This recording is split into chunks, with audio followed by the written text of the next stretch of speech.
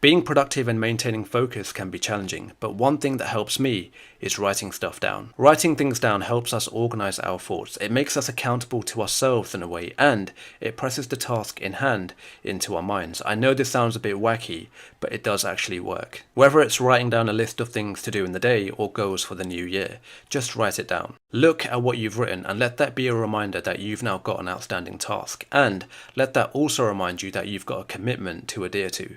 Each time I accomplish a task or a goal, I tick it off or cross it off. Having a visual record of my progress incentivizes me to complete the next task or achieve the next goal. Making a habit of writing stuff down trains our brains to be disciplined, and personally I've found that writing stuff down helps me remember, improves my focus, refines my decision making, and it combats procrastination. Just writing down that very thing you want to achieve or accomplish is an action in itself, and that in itself is progress.